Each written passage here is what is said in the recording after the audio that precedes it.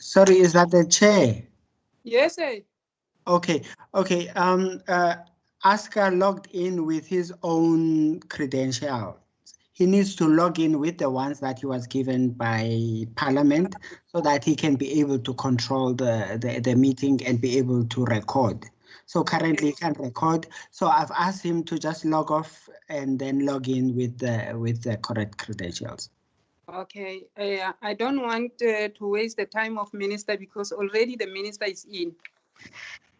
Okay, no, it won't be too long, ma'am. Okay, thanks. Thank you, sir.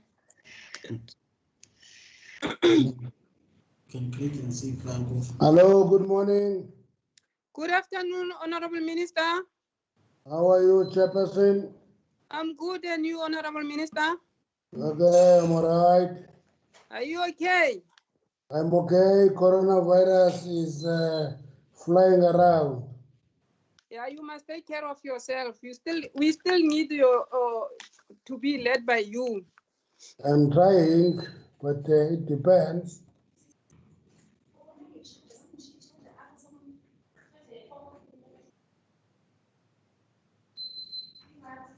Hello. Yes, sir. Yes, Minister. Okay. Minister, are you going to have to be with us until 6 o'clock, or are you gonna leave? Let's see how far we go. Let's go. Depends. Or another commitment, because I know you ministers, you are very, very busy trying to help us, trying to. No. Okay. Let's go with this one. This is very important. Okay. Okay. Ibletim yetu na iko.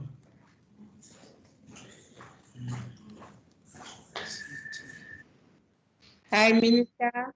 Good morning. Good morning. Good afternoon. Good morning. Good morning, Chairperson Matibe. Okay. How are you, Chair? Afternoon, House Chair. How are you? No boy,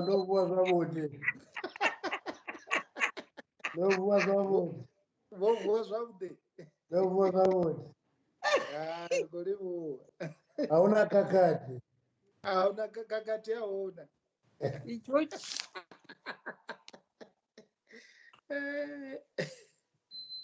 Afternoon, Chairperson.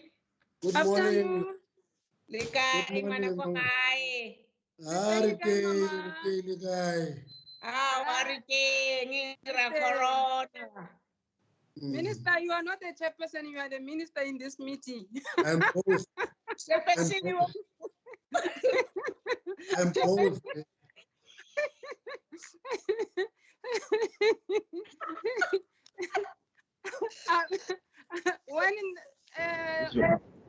When Matido says good day, House Chair, Minister is responding. Yeah. I'm chairperson of the chairpersons. Yes. Yeah. I agree with you, Mam Gwenya. Are you okay, Mam Gwenya? I'm fine. How old Manakohai? Sensara ditlhokometse. Come how? Hayi. Yes. Hayi kuzondlula bafethu. I will overcome one day, Mom. Yeah. Oscar? Now it's 7 minutes past. Let me see the members. Oscar is still trying to log in, ma'am. Hi, Ben. But you are there to assist him, ne? Yes, I'm assisting him as we speak. Okay. Kovas, are you there?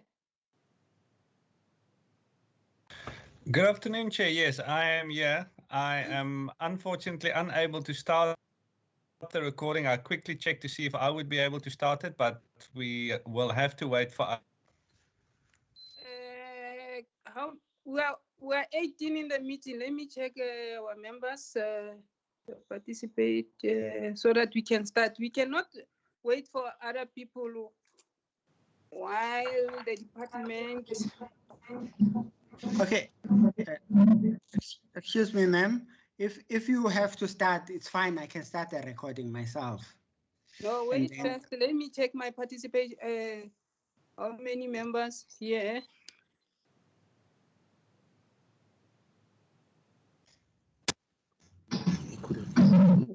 I'm present. Hello, Nana. How many baby? How you, my sweetie? I'm good. Mama. Hello, how are you, Mama? Are you good, Mama?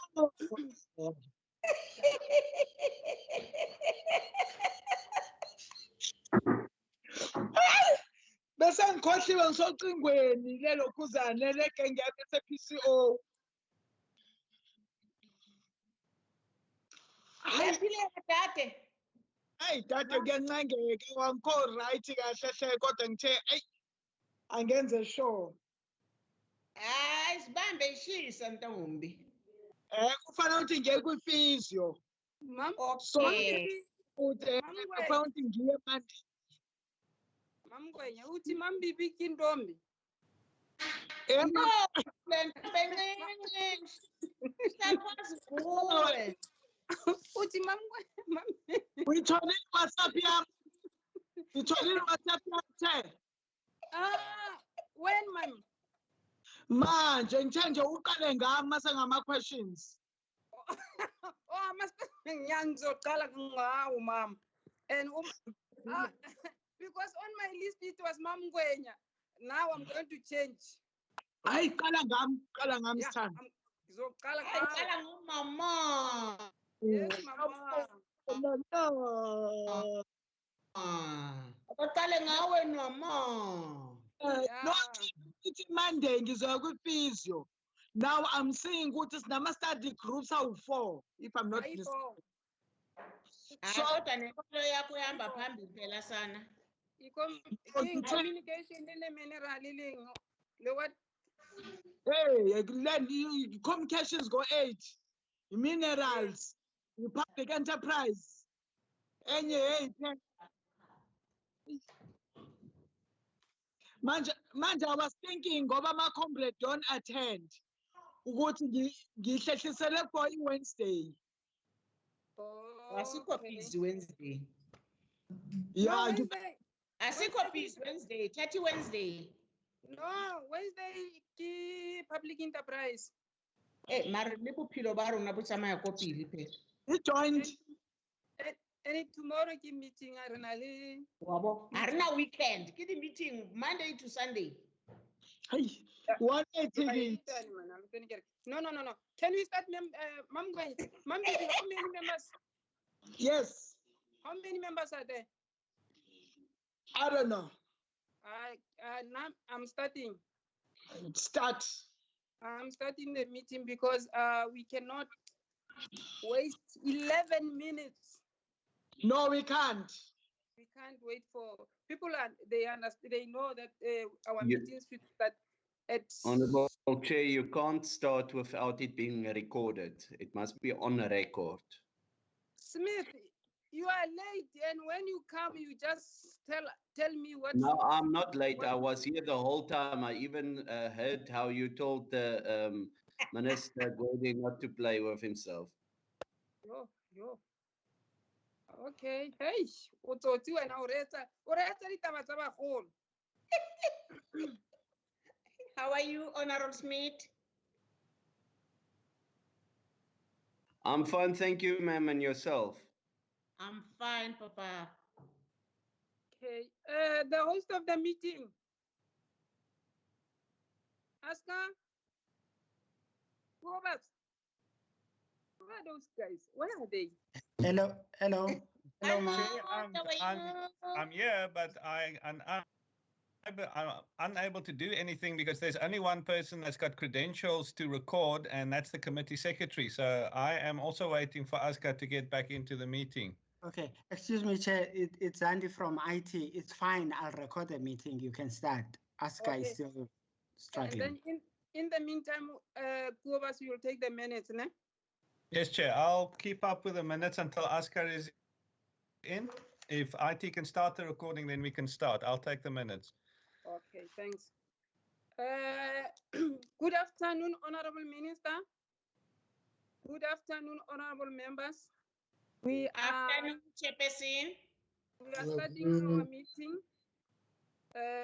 Like you know, Honorable Minister, it is our constitutional mandate that is stipulated in Section 92 to oversee service delivery and expenditure of the public resources by the executive.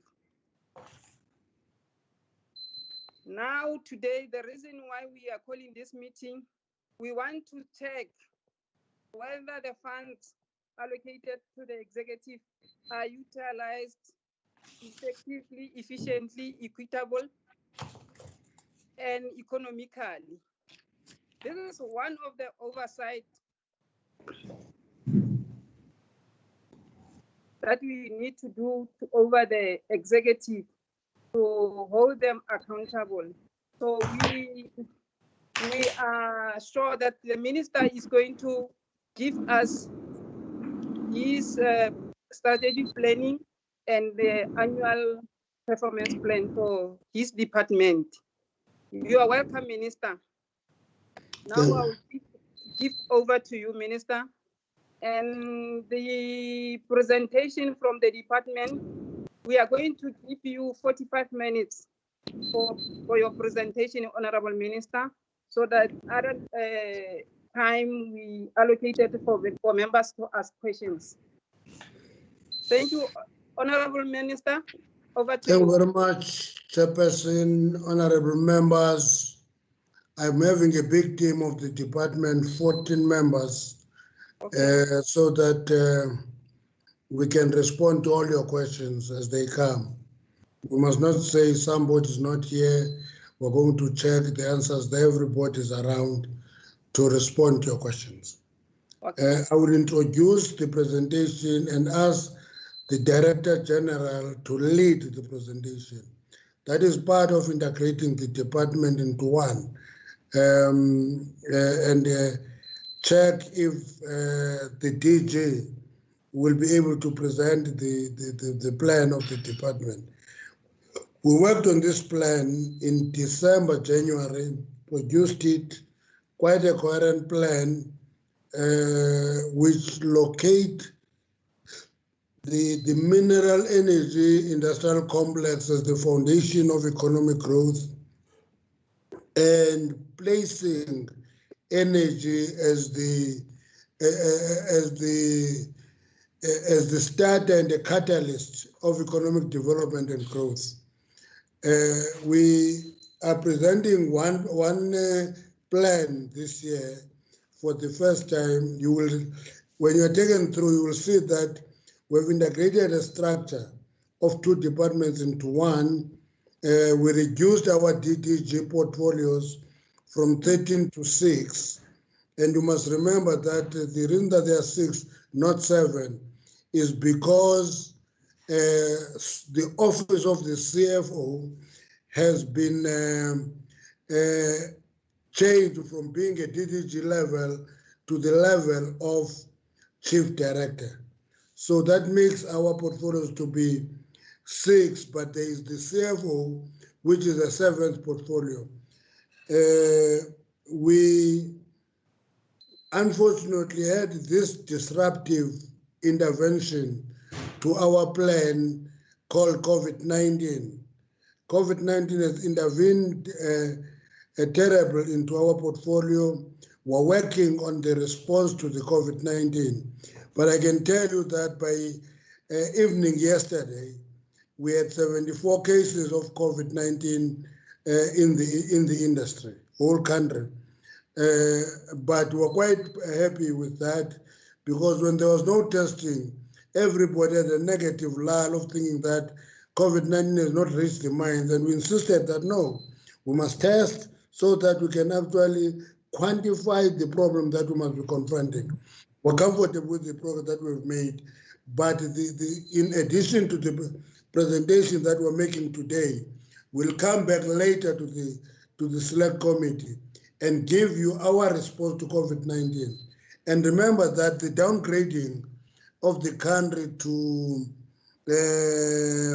junk status in itself is a disruptive intervention. So, because this is an economic department, we are looking at it quite keenly from an economic point of view. And I will ask the DG Mkwena to lead the presentation. DG? Thank you very much, Honorable Minister. Good afternoon, Chairperson of the Select Committee, Honorable Tebogo Modise, and also honorable members of the Select Committee. As the Minister has indicated that we have a full team of the DDGs in attendance here at Matimba building. We'll be taking you through the presentation. The presentation is divided into 5. We have part A until part E. I'm not going to go through each and every part or slide.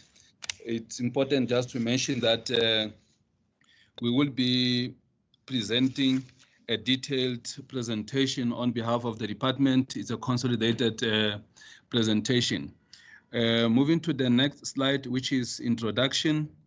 We are just indicating that the department was merged on the 29th of May 2019, when we also know that the president announced that he will be reconfiguring government departments. Now, the primary objective of that exercise was to ensure that there is sufficient capacity for the government to respond to strategic objectives that derive from the NDP as well as MTSF. Now, key to that, we know that the department has got a very important responsibility of ensuring provision of secure, sustainable, and affordable energy, as well as the promotion and regulation of minerals and mining. Now, there we have the aim as well as the mission. I will not go through those aspects, but it is important also on the next slide, which is slide number 5, to indicate the mandate of the department, that we derive our mandate as a department from the Constitution. We have specific provisions from the Constitution that we have enlisted. Was closed by either 2015 cases were closed. Chairperson. Chairperson. Chairperson. People must mute their gadgets, please. Thanks, Honorable Minister. You can continue, Advocate DG. DG? Hey, they disrupted DG now. DG?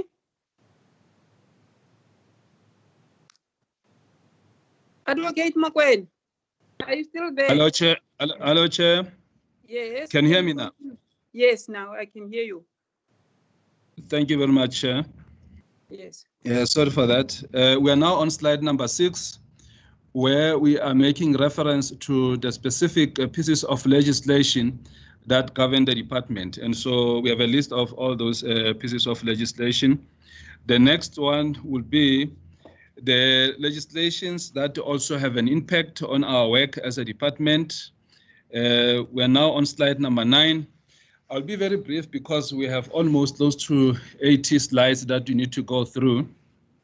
On slide number 9, we indicate that the existence of the Department of Mineral Resources and Energy is premised on its vision of becoming a leader in the transformation of South Africa's economic growth agenda through the sustainable development of the mining and energy sectors. On slide number 10, we all know that the energy forms an integral part of the economy, as the Minister has indicated, and the energy sector is a key enabler for the attainment of national policy imperatives, such as those expressed in the National Development Plan, as well as MTSF. On slide number 11, energy continues to play a very important role, as well as you know that energy security promotes economic growth development, and social equity through expanded access to energy services that are sustainable and contribute to the reduction of pollution and also mitigation of the effects of global climate change.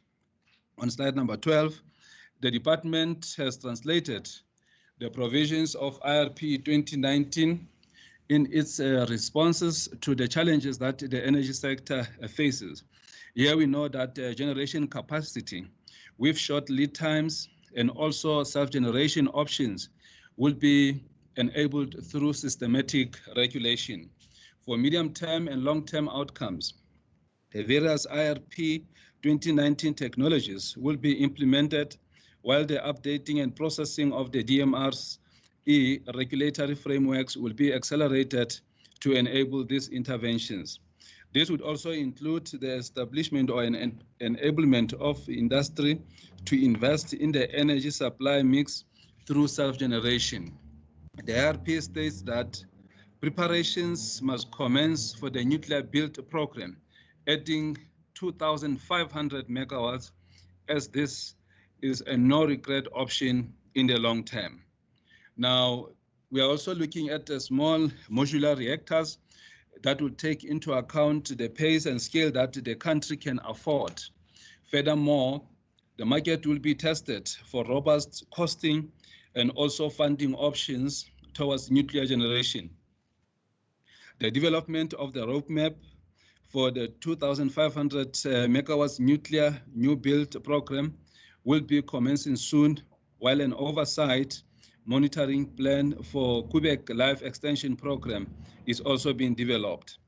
Cleaner coal technologies, including carbon capture, utilization, and storage, will improve coal sustainability as a primary energy source for our country. The development of the gas market as an alternative source of energy will be pursued to meet limited and depleting gas supplies. The sustainability of energy distribution industry will be improved by reviewing the regulatory framework and industry structure, as well as introducing regulations to improve National Energy Regulator of South Africa's oversight on infrastructure maintenance. Furthermore, these actions collectively will boost employment and additional investment prospects, as well as meeting the requirements for lower carbon emissions, which will contribute to economic growth. With regard to imported hydropower, we have taken, through the executive authority of the institution, a very important decision in the department in making sure that we prioritize this project. There is a senior official of the department that has been now designated to be fully responsible for Grand Inga hydroelectric project. The next slide, which is 16, the mining industry is critical for the growth, economic growth, the job creation, and transformation objectives of our country.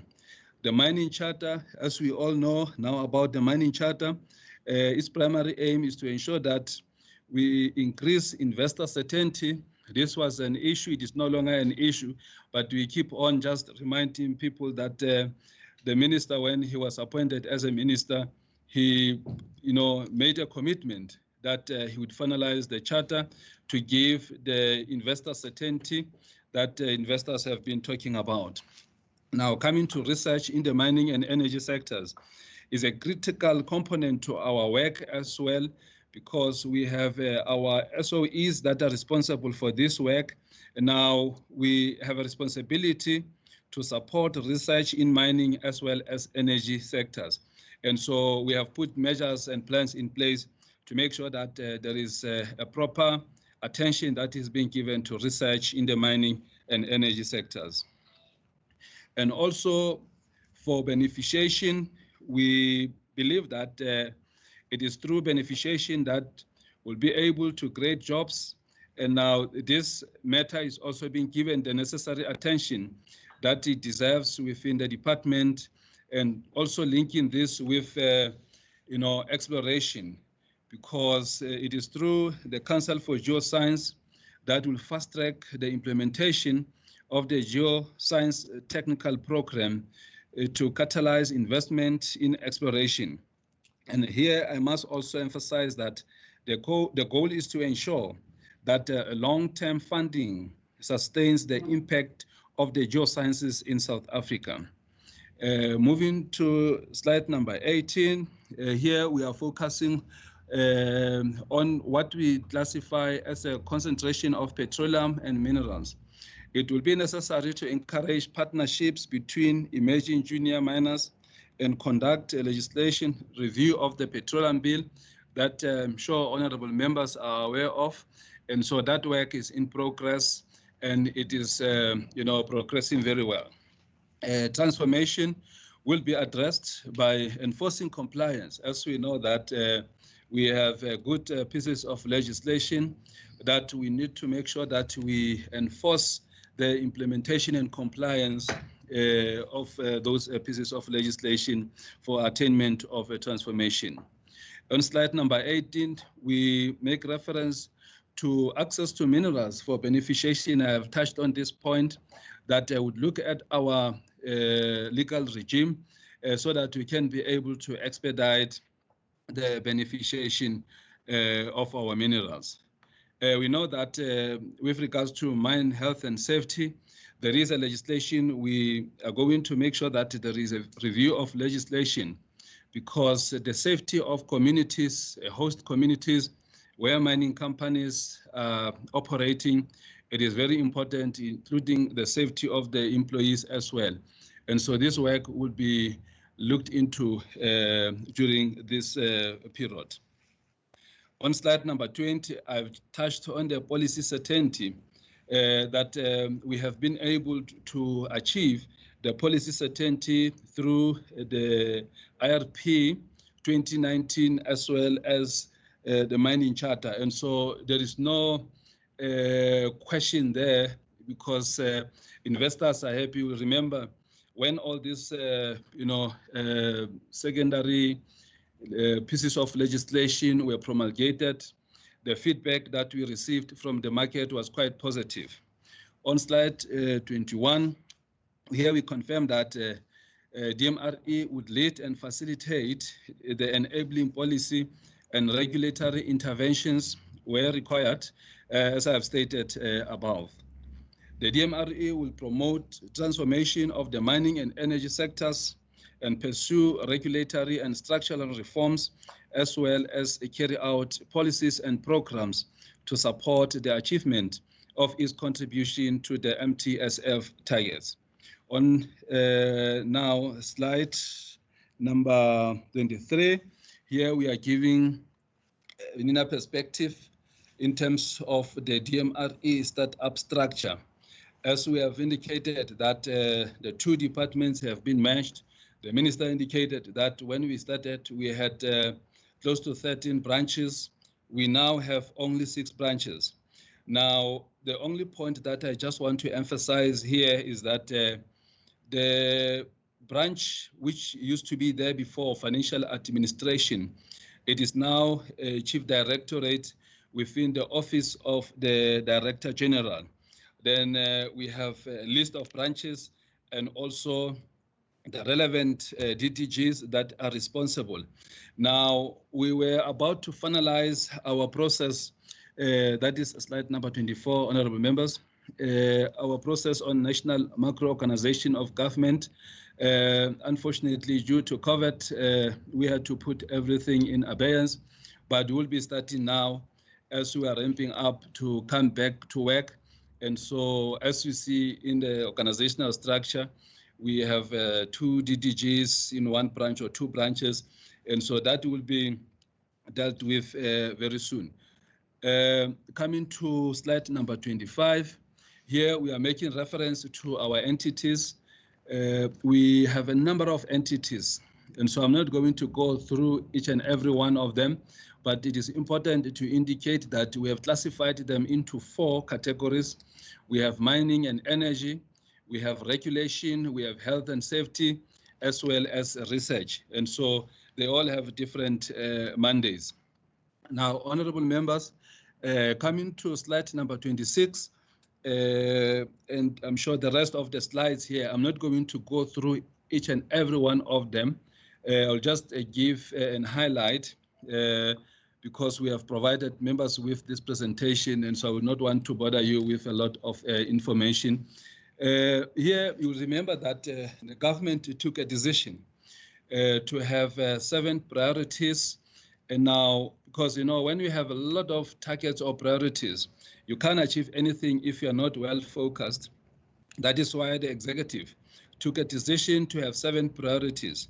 Now, when we started, we had economic transformation and job creation as priority number 1, but that has been changed. You know, the leadership looked specifically in terms of what are the challenges that we are faced with as government. And so it has been found that in building ethical and also capable state is what is important.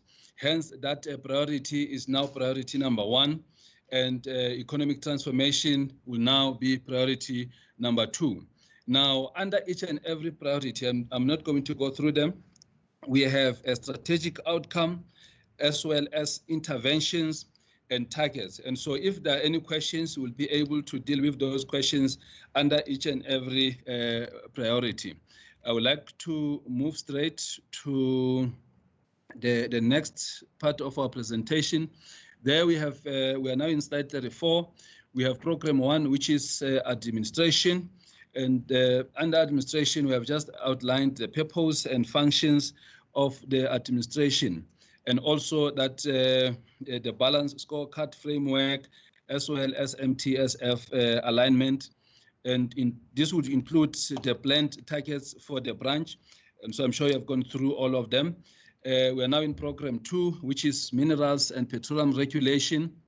As well, we have the purpose, what is the mandate of the branch, and the functions of the branch as well, linked to balanced scorecard, as well as on slide 39, MTSF alignment. On slide 40, we have the planned targets that will be coming back to you to give you a feedback in terms of how have we progressed in implementing and achieving what we have planned would achieve as a department.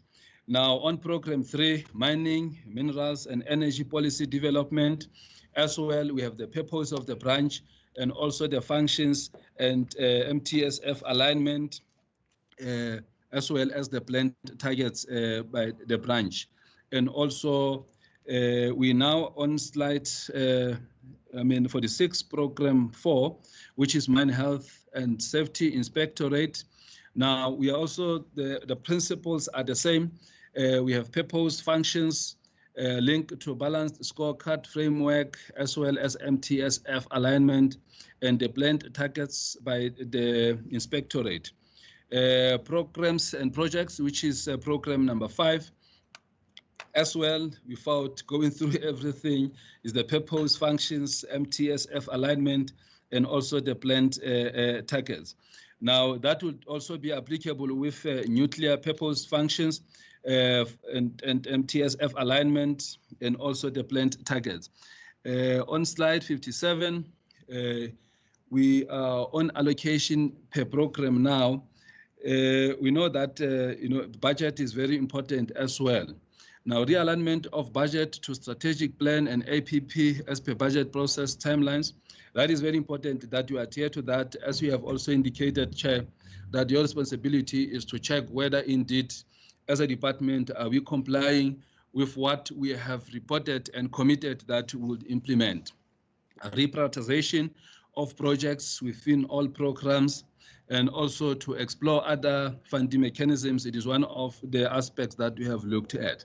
Now, in terms of the allocation per program, I'll just give the figure. We have for 2020-2021, 9.3 billion that has been allocated to the Department of Mineral Resources and Energy. Now, we have branches there. You can see as to how much has been allocated per branch. I will not go through each and every figure. And also, when you move to the next slide, which is economic classification, we are indicating there that for compensation of employees, how much we are going to spend per program, and also for goods and services, how much you're going to spend, transfers and subsidies, how much you're going to spend, as well as capital assets. We have total amounts at the bottom. As we can see that we have 7.6 billion that you're going to transfer, and also subsidies will be transferred to different state-owned entities. Now, allocation for entities as well, we have information that is self-explanatory. I'm not going to go through each and every aspect, but it is important to take note that you can see that the huge amount of our budget, it's actually meant for our state-owned entities to implement certain programs on behalf of the department. Now, the total that will be transferring to all the entities that are under the DMRE is around 2.2 billion. The 5 billion, it is allocated to or transferred to other entities like Escom to implement some programs on behalf of government or the department. You'll see when we present later on the electrification program. Now, proceeding straight to provincial allocations. For 2020-21, we have Eastern Cape. We have an allocation of 313 million.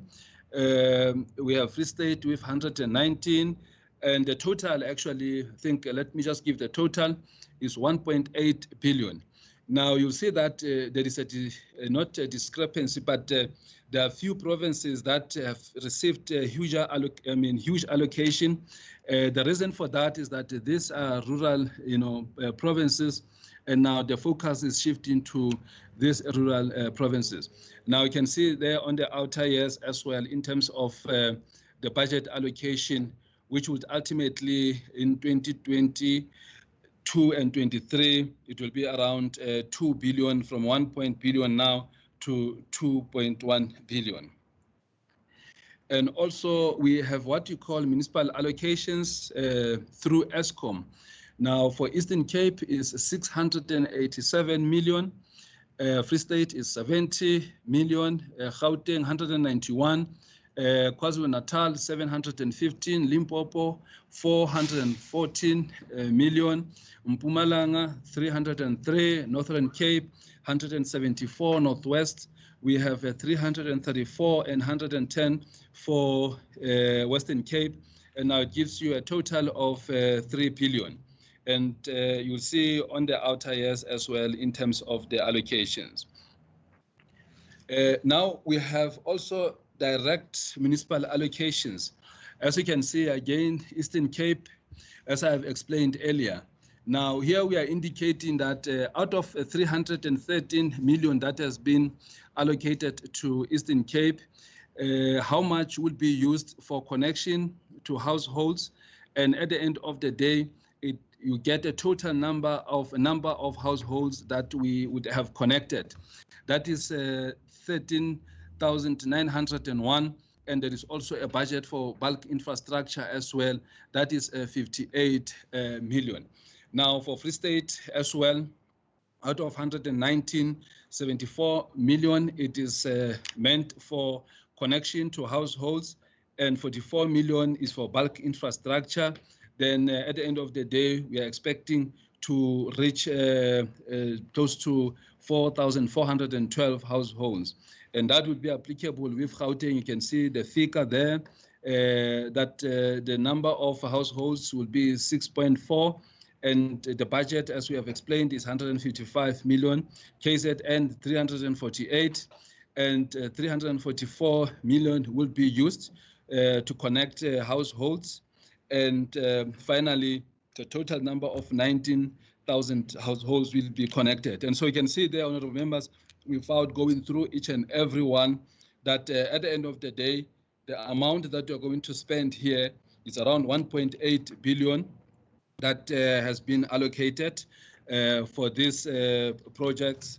And also connection to households will be around 1.3 billion, and also we have 507 million that will be allocated for infrastructure, and also the total number of houses that we are going to reach out in terms of connections will be 76,000.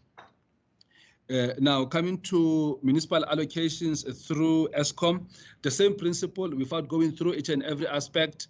You can see the amounts that have been allocated, but it is important also to explain to honorable members that here is 3 billion rand that is going to be spent, and for connections only we're going to spend 2 billion rand, and for bulk infrastructure we're going to spend close to 1 billion, and we expect an impact of 114 households to be connected at the end of the project. We have connections through non-grid allocations. Here we have a few provinces that have been given allocations. I'll just go through each and every one of them. As you can see that Eastern Cape has been allocated 105 million, and KwaZulu-Natal is 8 million, and we have Limpopo with 90, and Northern Cape with 15. The total is 220 million. Now, we have a National Solar Water Heater Program as well. We have allocated to different municipalities throughout the country. As you can see that we have Northwest with a total number of 15,000 approved solar water heater units. And when you go to the next province, which is Western Cape, it has 16,000 in total. Those are the municipalities that have been allocated in the Western Cape. Slide number 69, we have Northern Cape. We have 10,000 in total, and we have Limpopo with also 10,000 allocated. KZN, we have 16,000 for KZN, and the next one will be Eastern Cape.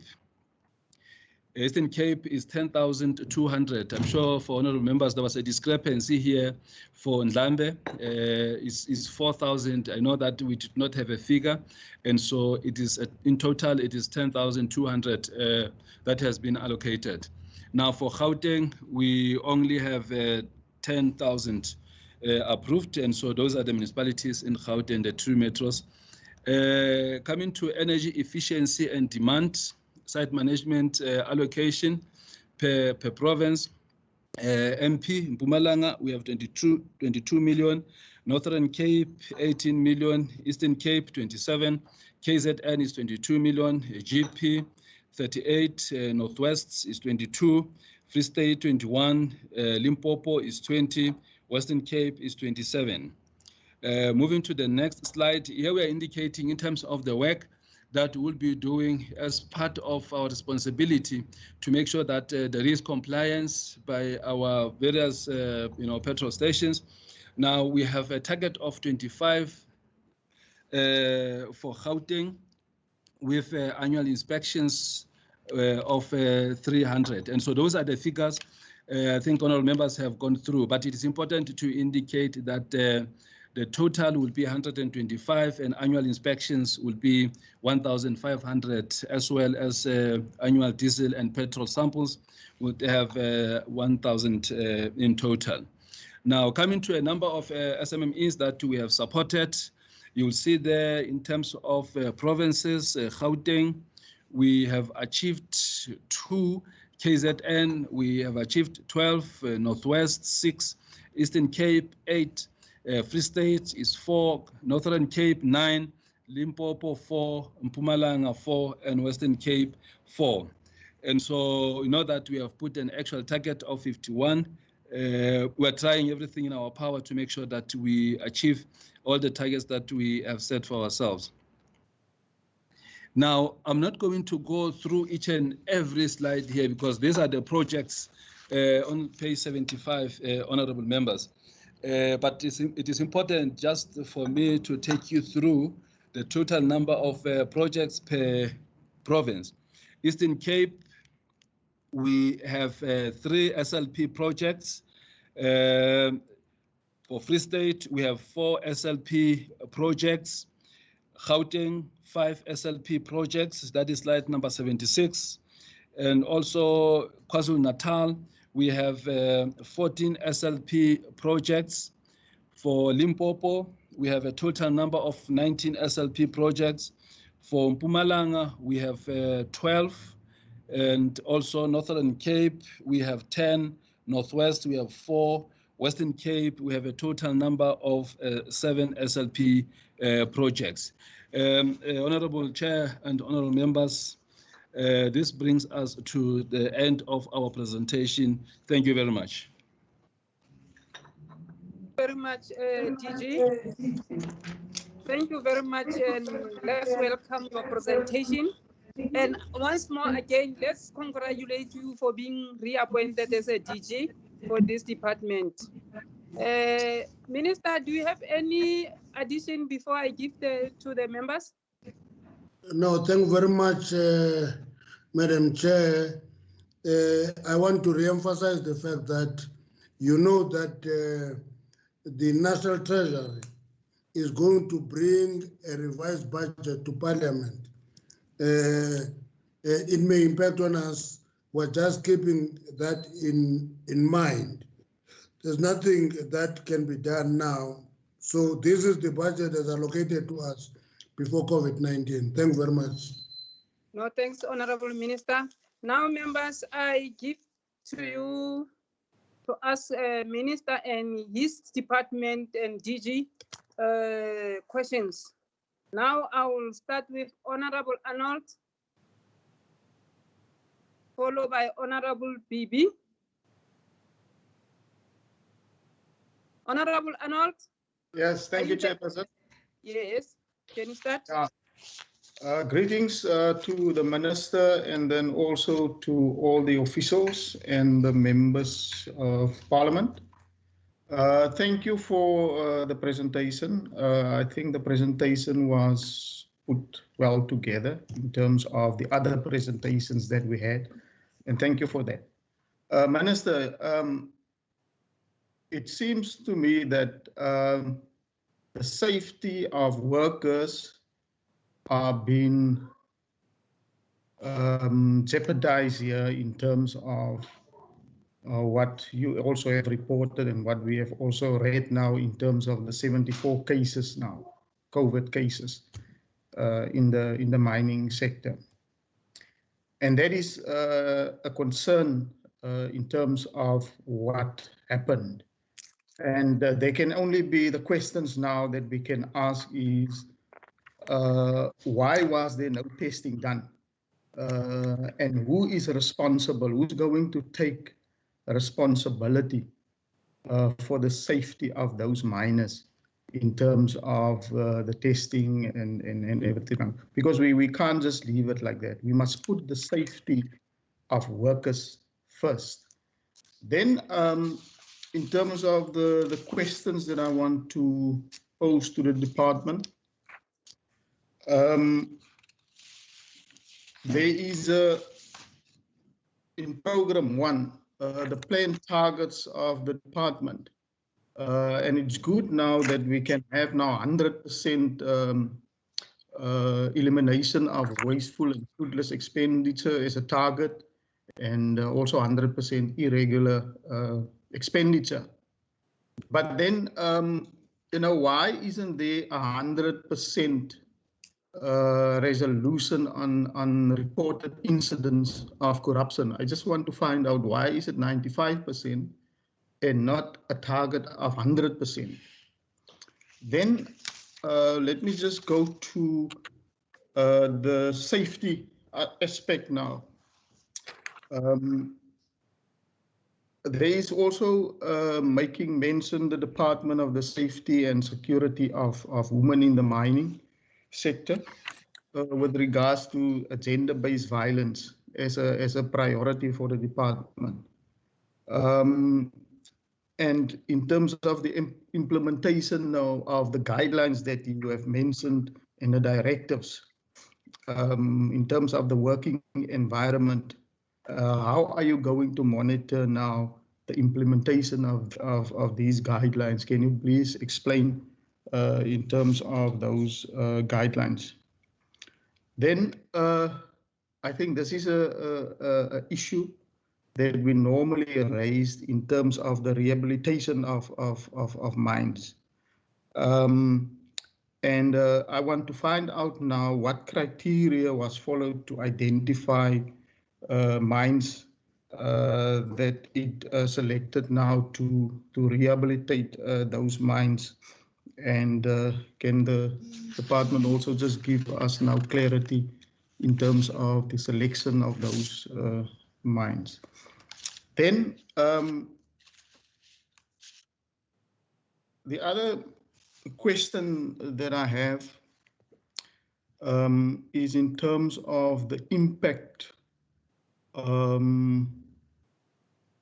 the let me just check again here. Yes, the legislation. When you state now that you plan to amend the Mine Health and Safety Act and the Petroleum Health and Safety Act to meet the needs of education, skills, and health, the mining and energy sector. You further states there that a review of the legislation on the health and safety relating to the upstream petroleum and hydraulic fracturing will ensure zero harm to mine workers. It is not clear how you believe it can ensure an accident-free petroleum sector through legislation. Can you please clarify that matter there? That's for all for now, Chair. Thanks, Honorable Arnold. Honorable Bibi.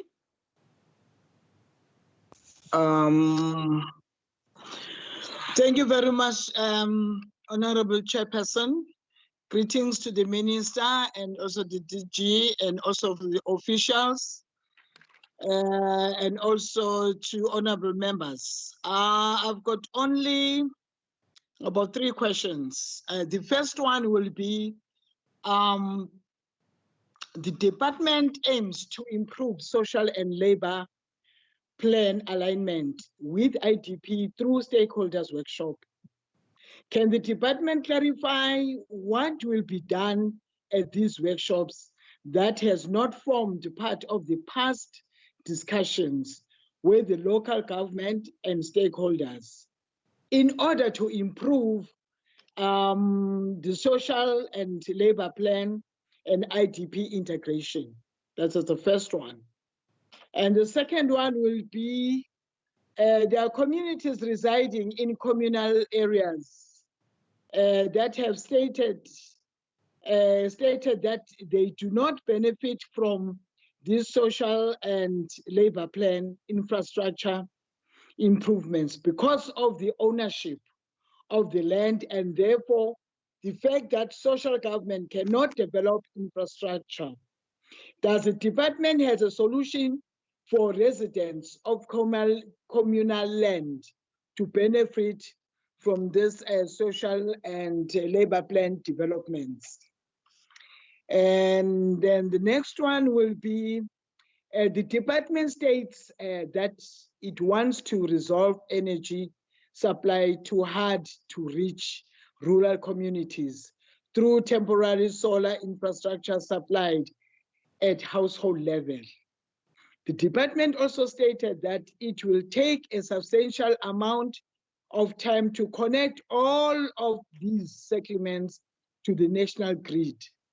Is it not possible to target these communities for developments through support of Black entrepreneurship to become independent energy producers and use sustainable energy production in these hard to reach areas?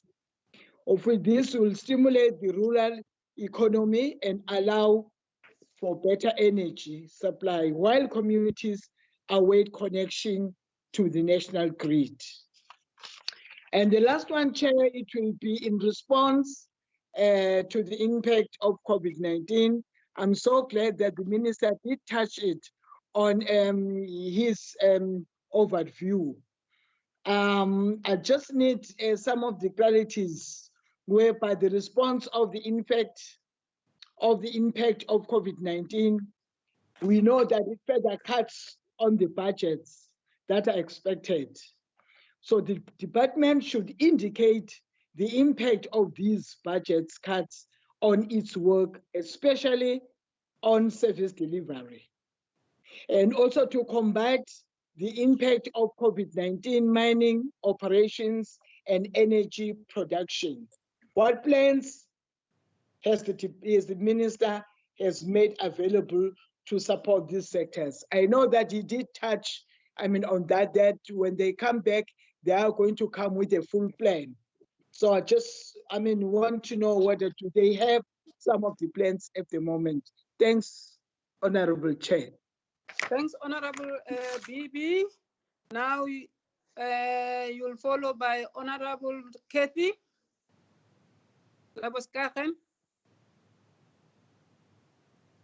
Honorable Kathy. Okay. Chairperson, Honorable players can take my question, my chance. Thank you. Honorable Smith. Thank you, Honorable Chairperson. Firstly, I would like to start to follow up on what Honorable BB just said in terms of the preparation for the alternative budget that should follow in terms of the impact of COVID-19.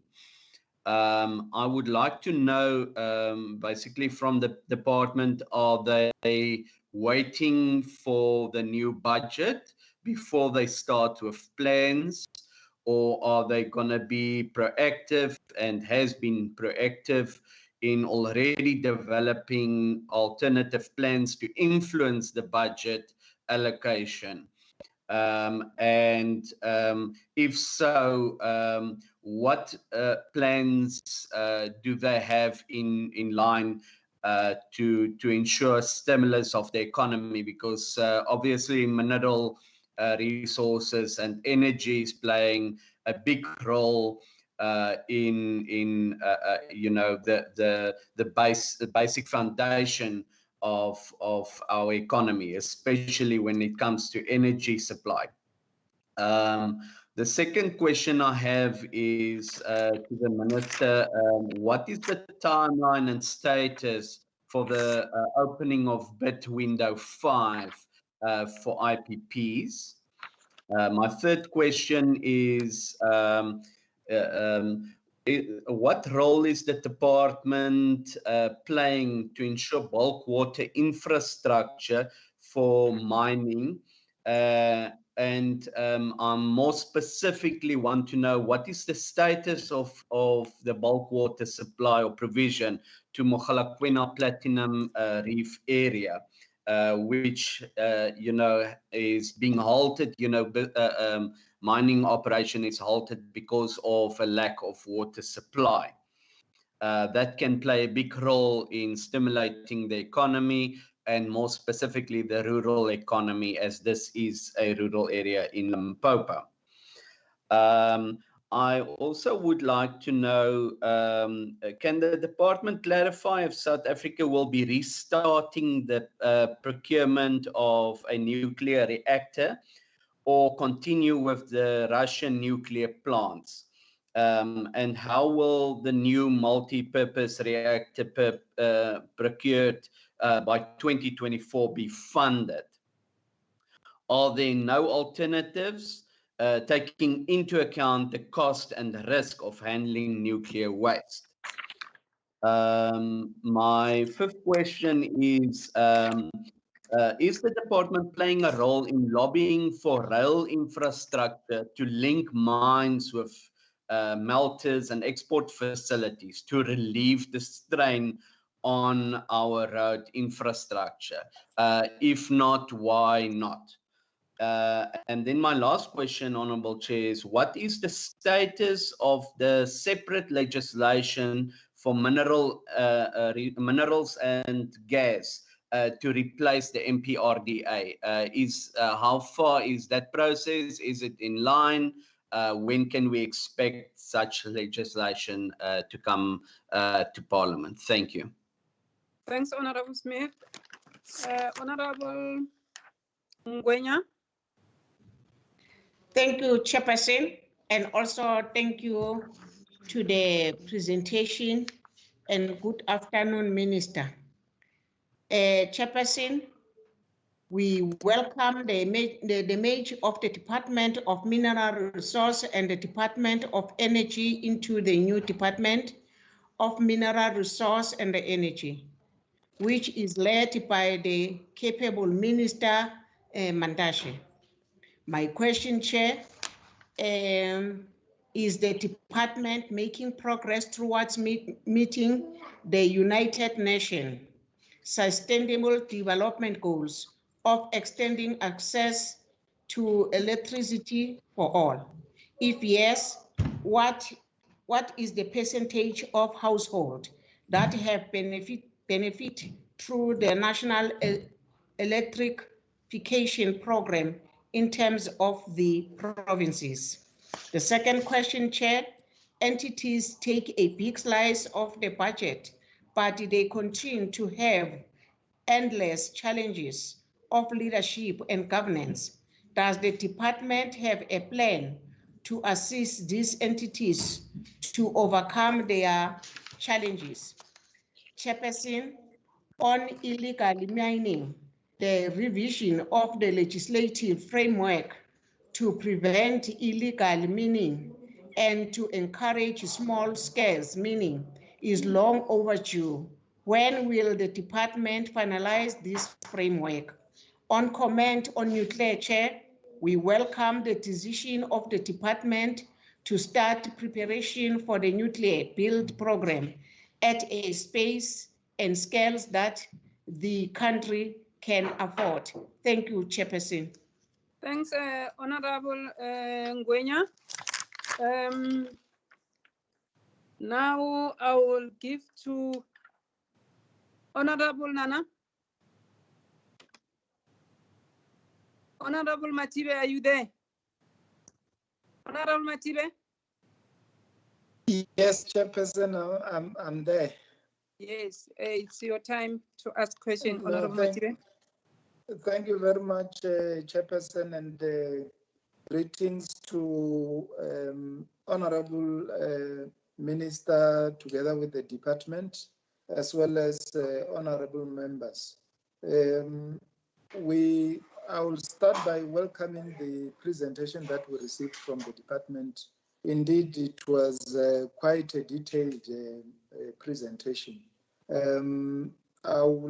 Most of my questions have been covered by other members, but I will look into areas where I think I will need clarity from the department. We indeed welcome the issue of nuclear power and the pace in which we'll be working through the pace and affordability by the department. But the area that I want to check is on the issue of cleaner coal and its impact on the climate change. How far are we in terms of addressing that area? The other one, Chairperson, will be on the issue of procurement of own electricity by municipality. What is the progress, Honorable Minister, in relation to that, which was a SONA pronouncement by the President? The other area that I would like to check with the department, in terms of the allocation through Escom, I saw our province, Limpopo, is getting 440, but the subsequent year it goes down. What could be the reason for the fluctuation? Because in my view, I would have thought it would be going up.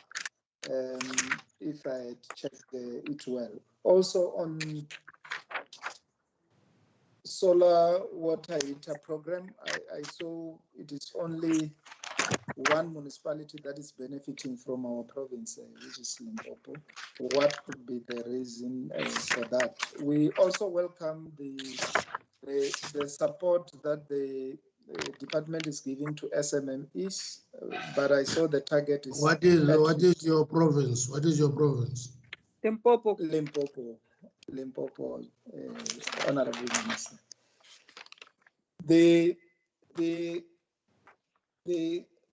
We welcome the support of SMMEs, which is there. I saw the target is 51. I think is one area which can assist in terms of employment to our people. I think if all those targets are met, then it can assist a lot. The last one, Chairperson and the Minister, is on health, mine health program. In terms of the cases that the Minister has indicated, quite a number of them are from Limpopo, Lipalale, as well as Sekhukhune area. I'll just want to check, is there a program that the department and the Minister have put in place to assist those areas? Because the number that went up in Limpopo was because of the clusters, Lipalale area as well as Sekhukhune area, mining areas. Thank you very much, Chairperson. Thank you very much, Honorable Matibe. Honorable Nana, are you there? Honorable Nana? Yeah, Chair, I'm here, but I'm afraid I joined the meeting late. I suppose you did receive my apology. Yes. So I would really not be doing justice if I nosedive into this discussion. Okay. Okay. Thanks, Chair. No, let me hand over back to the department. Minister and DG.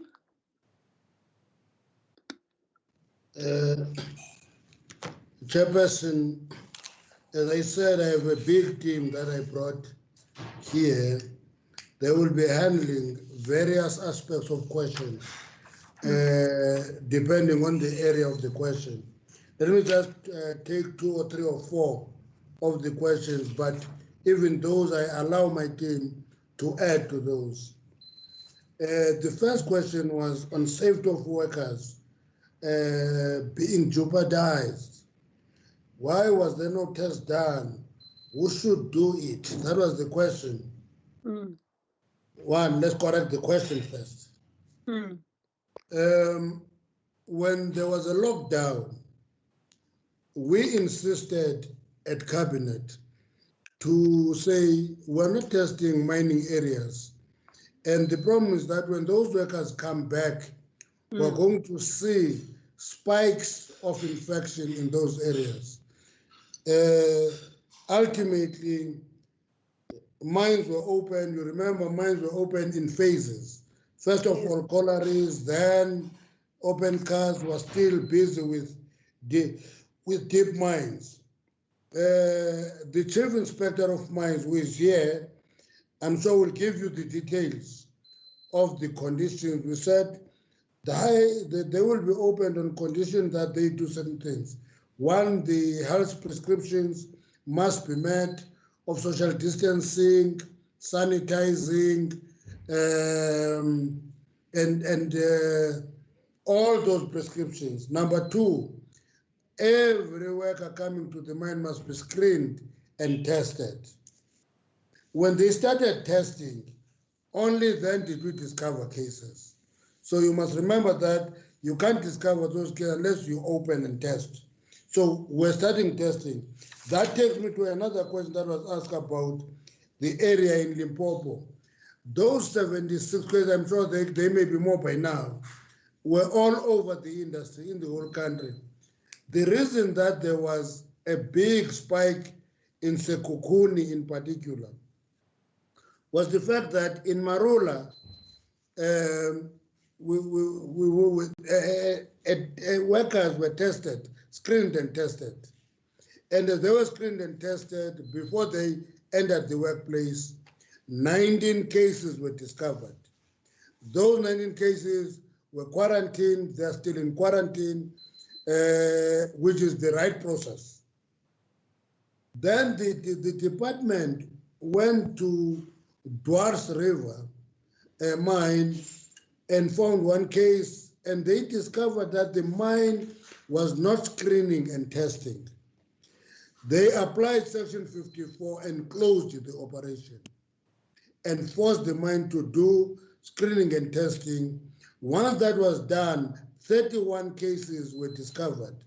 That mine remained closed, but the chief inspector of mines will talk to both cases. That is the first area. So in other words, the cases that we're discovering are a function of insisting on screening and testing, which is part of society. So mines are not an island, they're part of society. That's why we said test them, don't leave them, because you'll discover further down the line that they're infected. That's it. But I'm leaving the rest on that one to Mr. Msiza. COVID-19 budget, are we preparing an alternative budget? No, we don't. What we're doing, we're preparing a program, which is the plan we're presenting here, based on the budget allocated to the department. But we'll be engaging in the process of the National Treasury reprioritizing the budget. So at this point in time, we're not changing the budget in anticipation. Now, so we're quite convinced that the budget, this department is going to be the flywheel of the economy. It's going to be the catalyst of the economy. But when we come, we're busy working on a program that talks to the recovery of the economy post-COVID. And our view is that we should not just work for taking the economy to the same level it was pre-COVID. We must work for the growth of the economy. But I'm leaving the team to add to those issues. The second last area that I want to talk to is the procurement of nuclear. Nuclear is provided for in the ARP. That's the starting point. The ARP provide for nuclear 2,500 megawatts, and it counterposes to the hydro electricity in Inga, but it is provided for.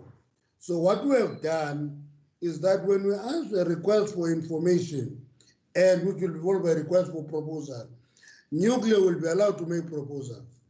The difference between this and what was asked as the Russian proposal is that this one is not 9,600, as was the case in the previous IRP. It's 2,500, and it is clear there that it will be modular in nature, at a pace and rate that the country can afford. But Mr. Mbele is going to talk to that issue. Mr. Mbele is going to talk to that issue. The last one, actually second last, entities and weak leadership. Actually, I was ambushed by a journalist last week about this same issue. Yeah, there's disarray in these issues. I had to take that through the history. I said, when I came here a year ago, it's exactly a year ago now, out of the entities in energy, for example, not a single one had a functional board. Not a single one had a CEO. Okay, you see. A year later, all the boards are in place, all of them, no exception. 2, we've appointed COs to all, except where there were cases like AE and which was the second one, we had an issue. But only those that had problems, we have not appointed COs. So we're appointing COs everywhere. So we've normalized governance. If you remember, when I was talking about this issue, I said it is urgent to normalize government because once you normalize government, you are reducing both the operational and financial risk. And we're at that stage now. And we're working on those entities to improve them. So all of them now have leadership structures. Illegal mining, I want to make just one point about it. We're working on that. I'm not sure if the select committee is aware that there is a case, for example, in Limpopo, where 15 trucks of chrome have been arrested and clamped with the police because of the intervention of the department, and that case is being looked into. We are investigating the trade of chrome coming from Limpopo, and it goes to City Deep, it gets exported Durban and Richards Bay.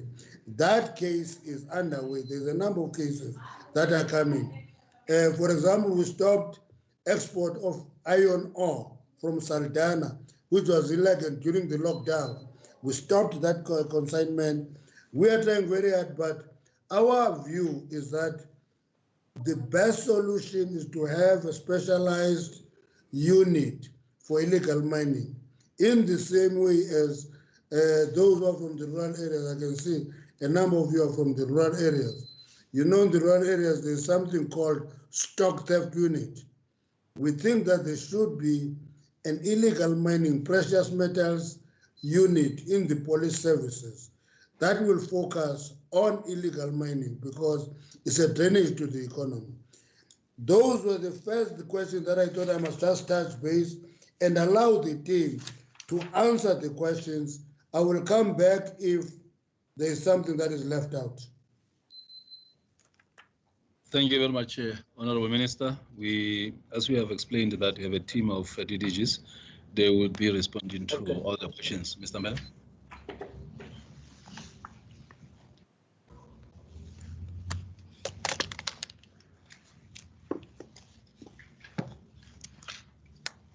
Good afternoon, Honorable Chair, Honorable Members, and Honorable Minister. Thank you, DG. I'm going to respond to a number of issues related to electrification and electricity. Let me perhaps start with the question that was asked around the allocations for electrification program with specific focus on Limpopo, that the numbers seem to be going down.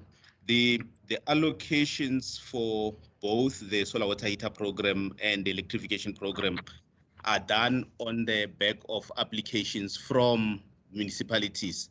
So municipalities get invited to apply to the department, and on the basis of the applications received, then the department does the allocations. So the numbers obviously indicating for the next financial year, indicating a downward trend is obviously as a result of the applications that we've received. But these applications, we receive them on an annual basis, and the numbers, we adjust them on an annual basis. So there is a possibility that the number can go up again, depending on the applications that we receive from the specific municipality or from the province. And let me link this question to the question that was also asked around the progress we've made in addressing energy access and meeting our the SDG goals. As a country, we still have a target to reach universal access by 2030. At the present moment, we are sitting at about 87% in terms of energy access. compared to around 34% in 1994. So we're sitting at about 87%. We had actually in the previous years had come close to 90%, but the numbers have actually come down because of a lot of the urban to rural to urban migration, you know, the prevalence of informal settlements, because those people add into the number of people without access. The other question that was asked around electrification was how to deal with, or it was about how to deal with the rural electrification, especially those areas that it's going to take time to actually reach over a period of time.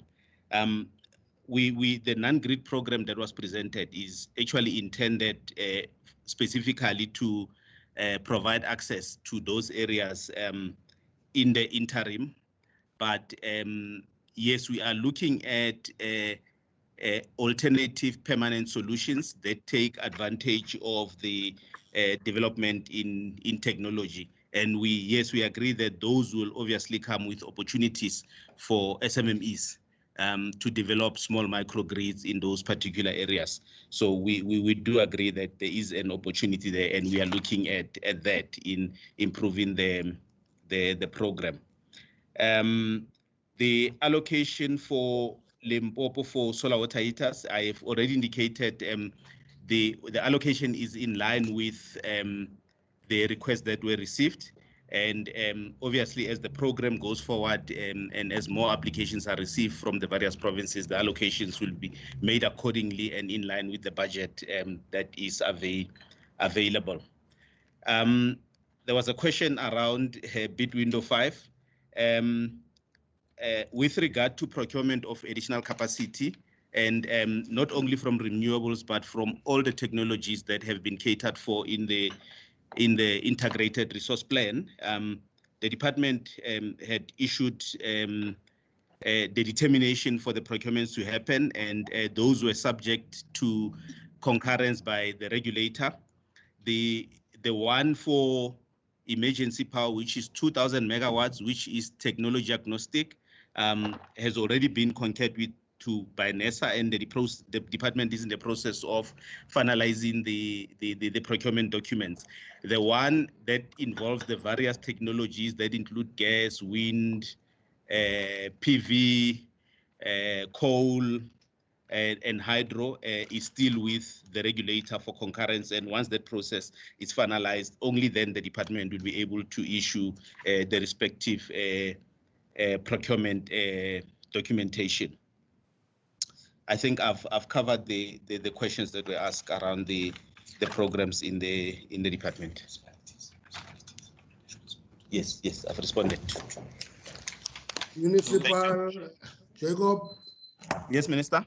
Oh, the municipal procurement. Yes, the municipal procurement, we have issued the regulations, amendments to the regulations that will enable municipalities to procure their own generation. The regulations were issued about 2 weeks ago, around beginning of the month.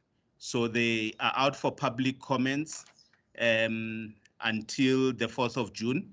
Once that is done, we are going to consider the comments that we would have received, and we aim to finalize them and hopefully issue the final amendments by the end of June.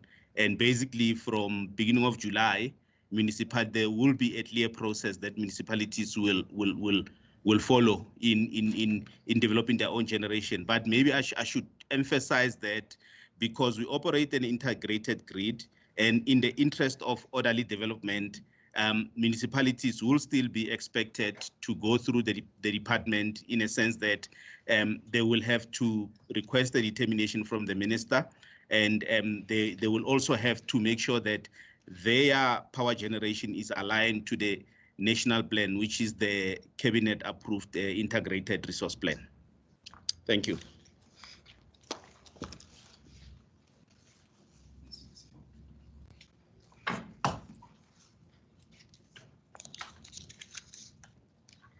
Honorable Chair, honorable members, honorable Minister, DG colleagues, I'm Yvonne Chetty.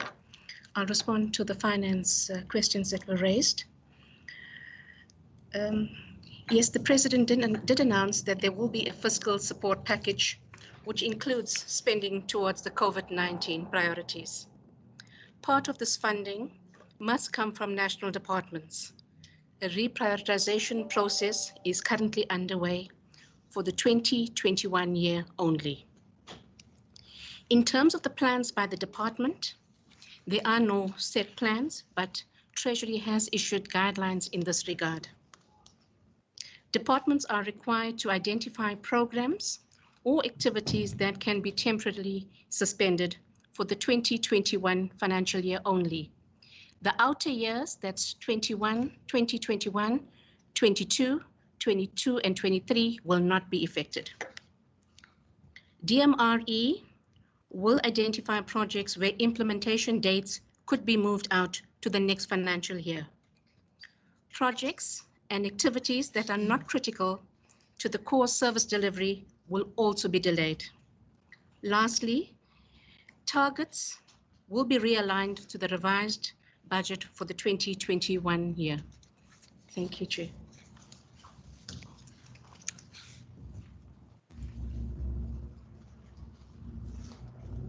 Gigi, are you done?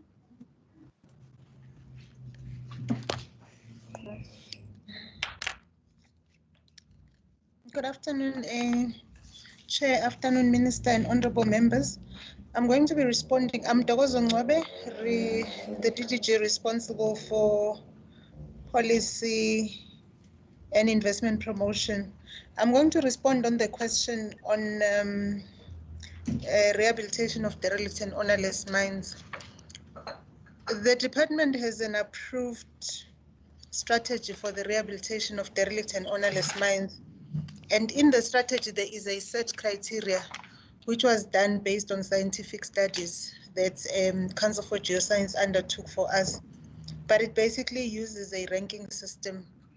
And the ranking is based on mainly two aspects: the health risks on nearby communities, as well as physical safety. So based on the health risk and knowing that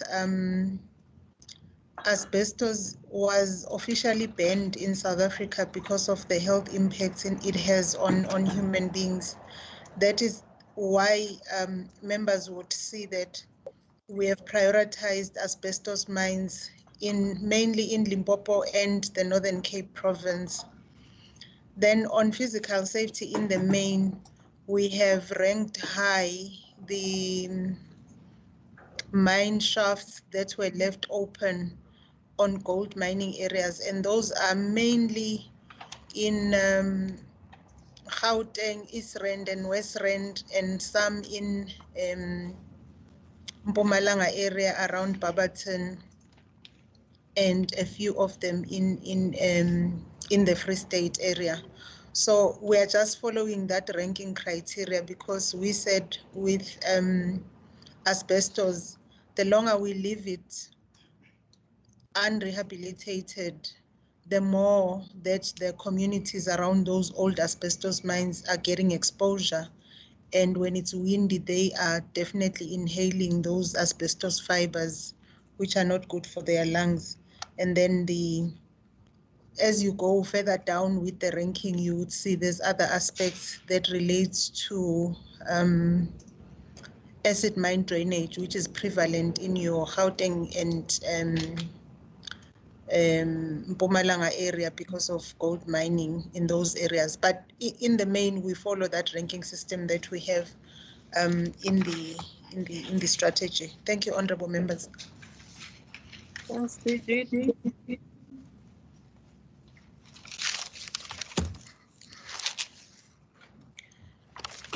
Honorable Chair, honorable members, honorable Minister, DG, colleagues, good afternoon. My name is Madeleine Malebe. I'll be answering questions on the SLP. The first one is the alignment of the SLP and the IDP. Chair, we assume that the IDP is a document that is consulted widely by the municipality. And the reason for us to align the SLP and the IDP is to make sure that there is no misalignment with the community need. And then, the fact that the municipality understand the community needs very well. And also alignment with the special development framework of the municipalities. So that is very critical so that we don't have projects that we don't need and all over the show. We also act as facilitators between the mines, the communities, and the municipalities to make sure that there are sustainable projects. Our facilitation chair also makes sure that there is collaboration of projects on a massive scale to avoid individual project or small project here and there. With regard to the communal land, we expect the mines to consult mainly with the traditional leaders or traditional authorities, and also assisted by the municipalities to make sure that there are projects. Again, the SLP is not linked to the duration of the mining right, but is linked to the duration of the 5 years of the IDP. That also helps us to give us the window that if at any point stakeholders agrees or thinks that some projects are not necessary, we then embark on a consultation process to make sure that after we reach agreement, then we decide on alternative and sustainable project to meet the emerging challenges. And we always say that the SLP is a living document because at any point, if municipalities or the communities are of the view that these projects are not working for them, we'll always go back and see if we can redivert or reprioritize projects to suit the community need. And I must say, Chair, that ownership of the land, especially the communal land, sometimes delay the implementation of the projects because we go through the whole process of consultation, and as and when we're doing those consultations, ownership of the projects, who eventually will own the project. Because what we'll say to the mines is that once you do all these projects, we need to hand over the project so that we don't create dependencies of the communities on the mines. In case the mines tomorrow, they are no longer there, we know that the mines one day will be depleted. So we don't want to create projects that are dependable solely on the mines. So ownership of the land is especially communal land is a challenge, Chair. Thank you.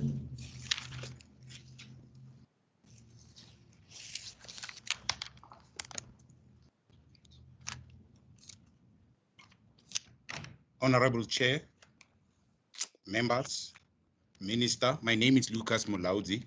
I'm going to respond to the question that says, why are we setting a target that eliminates 100% of wasteful, fruitless, and irregular expenditure when we are saying 95% of our responses on fraud and corruption?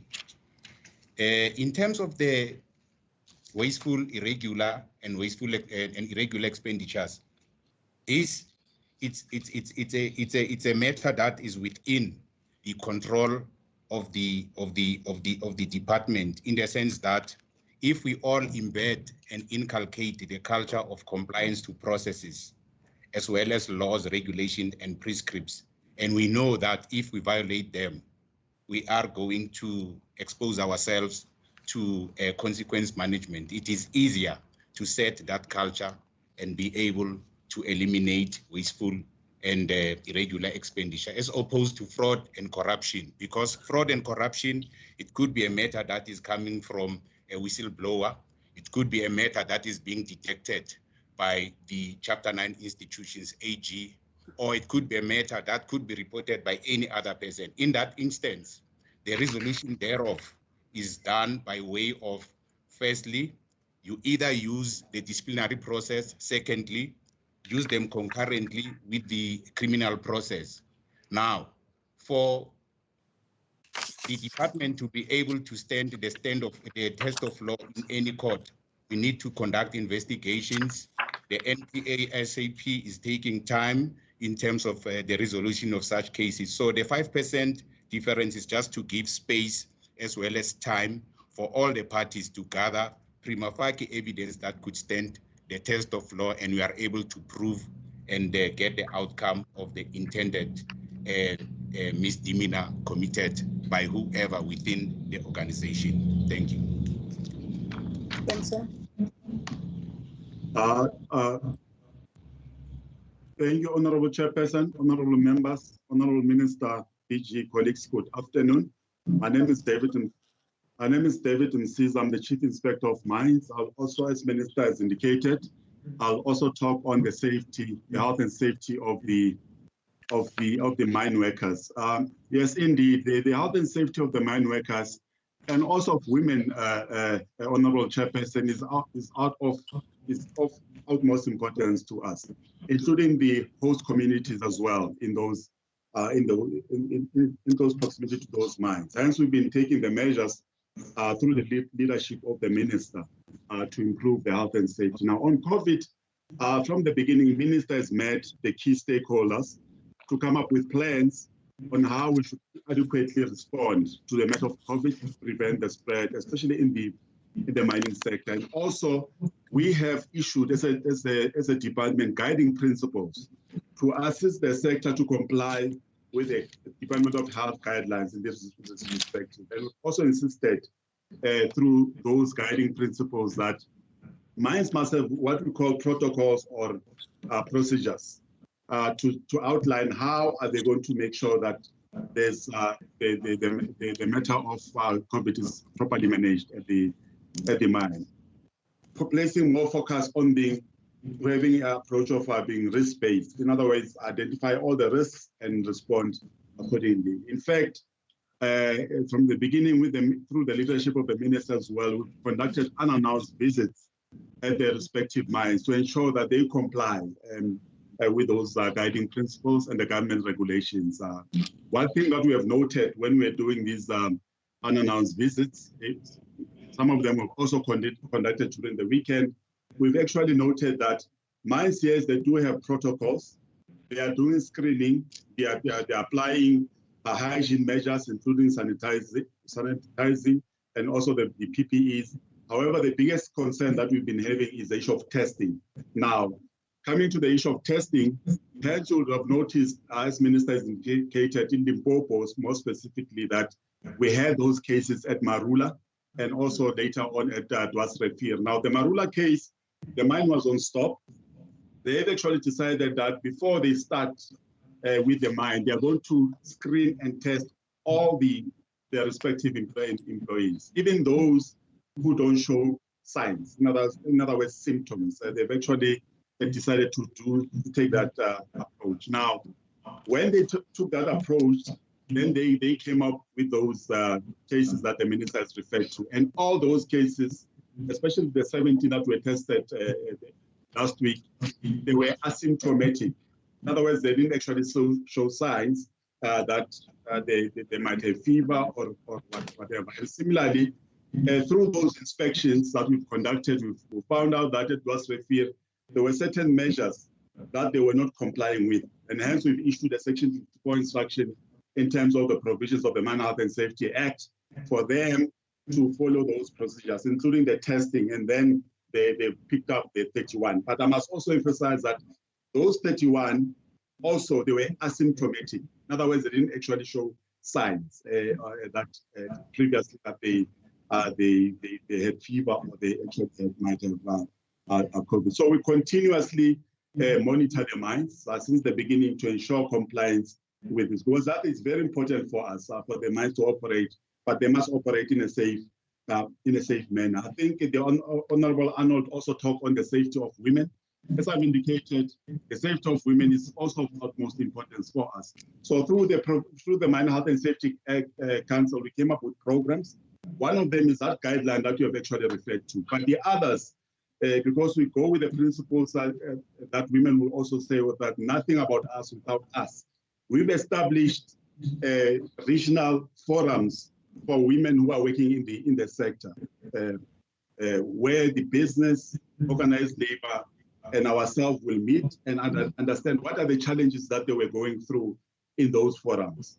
That culminated in a indaba that we held also last year to get more consolidation and coming up with plans on how to respond to those issues. So we've come up with plans and we're implementing them through the Mine Health and Safety Council. And how are we monitoring those guidelines? As I indicated, we're doing it through conducting inspections and audits through our regional offices. I hope I've actually touched on the questions. Thank you. Good afternoon, Honorable Minister and honored members of the committee, DG and the colleagues here in the department. My name is Zizamele Mbambo. I am the DDG for Nuclear Energy. I am going to respond on the question raised regarding the nuclear procurement. In as far as the nuclear procurement is concerned, the minister has addressed the question of nuclear. But I'm just going to add that nuclear is accounted for in the IRP, the approved IRP, and therefore we are implementing the decision number 8, which is included on page 48 of the IRP, that says we need to commence with the preparations of the 2,500 megawatts of nuclear at a pace and scale that the country can afford, because it is a no-regret option in the long term. What the department is going to do to effect this decision of the IRP is that we are going to issue the request for information to test the market. Following that, once we've looked into what the market responses are, we will then issue a request for a proposal, which will then be a commercially binding document. The department is looking at all the various options that the market will come up with as to how will be the optimal approach to implement the 2,500 megawatts of the nuclear that is allocated in the IRP. That is the approach that we are carefully following to make sure that we can get the best information out of the market before the final decision is made of procuring the nuclear program. It is also important to indicate to the committee that in the IRP, we are seeing that after 2030, there's going to be a large capacity of the base load that will be decommissioned from the coal-fired power stations. And it is therefore important that as a department, we begin right now with the preparation of the nuclear capacity to ensure that at the time when the capacity of the decommissioned fired power stations is decommissioned, we've already started with the preparations of the nuclear new build in order to ensure that we provide the base load electricity that is required to ensure that we can guarantee the security of energy supply in the country.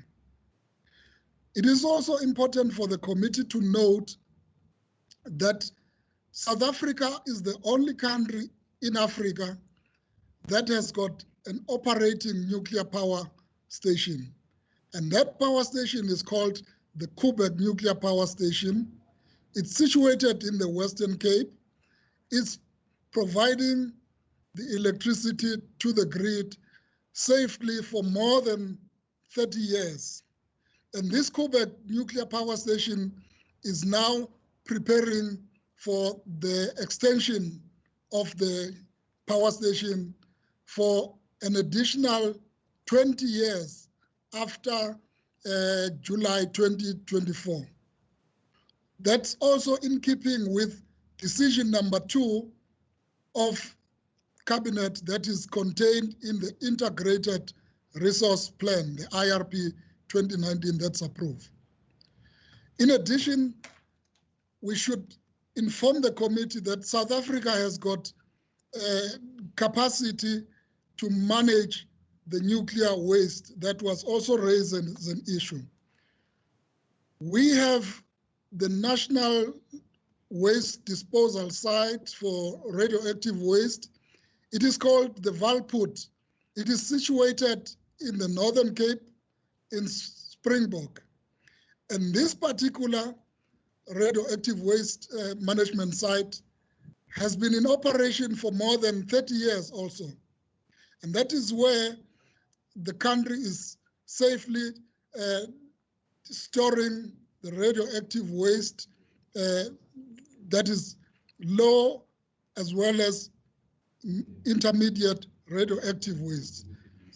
We also in the country have the National Nuclear Regulator, which is an authority that provides this, that is monitoring safety for our nuclear power plants. Bambo. So the presentation, panel and the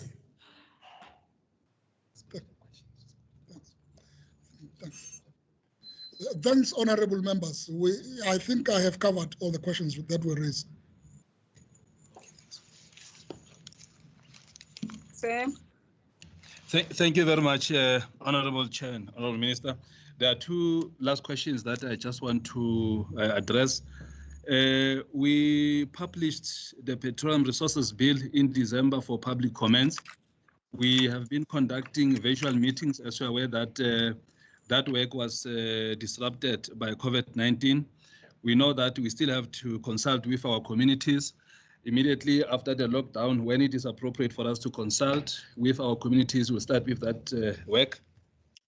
In relation with communal benefits, we all know that over and above the SLP projects, there is an ownership in the mining charter for the host communities. That is 5% non-transferable carried interest to host communities or an equity equivalent. And so there is actually a benefit for our host communities or communal land or people to benefit from the, the mining activities that are taking place within their respective areas. I'm now going to hand over to the Honorable Minister. Thank you very much, Minister. Minister? Honorable Minister? Thank you, Ma'am Modise. We've tried to answer all the questions. There are two that are not answered, or three actually. One is the rail for the mines. If any of the team understood that question, can they answer, including the bulk water infrastructure for Mkhalakwen? I'm not expecting anybody to be answering for an individual mine, except to say that Mkhalakwen is one of the most cooperative mines with the department. They report regularly. They have not reported this bulk water supply infrastructure. But if any of the team want to answer that question, TJ, let them answer it. The last one is, there's a question on cleaner coal technology and climate change. There's a lot of work happening there. There's a team that has gone to see carbon capture, storage and use in action, one in the United States and one in China now. That is a team that is going there. We want to test that technology because we have huge coal deposits in South Africa, and we cannot allow to just ignore them. We want to try to get cleaner coal technology so that we can continue using our coal deposits. We have answered all the questions. I can't see anyone that has not answered, but up to you, Chairperson. No, thanks, Honorable Minister. You have answered all the questions. We really appreciated that. Members, do you have any follow-up questions? Yes, Chairperson. Yes. do you have any follow-up question? Yes, I'm not sure whether the question on bid window 5 timeline was answered. I don't know if I've missed it, but I didn't hear answer to that question. It was answered. It was answered, Honorable Smith. Honorable Chair. Yes, DG. Thank you very much, Honorable Chair. The other question that the Minister spoke about, which we omitted, it's a water infrastructure project in Mukalakwena. We are aware of this project, and so this is not an SLP project. It is an initiative between the Department of Water and Sanitation, as well as the provincial government, and also the mining companies within that area. Of course, because mining companies are participating, we are also participating in terms of support as a department. But it is not actually located within the department as such. I think that is the clarity that we wanted to give.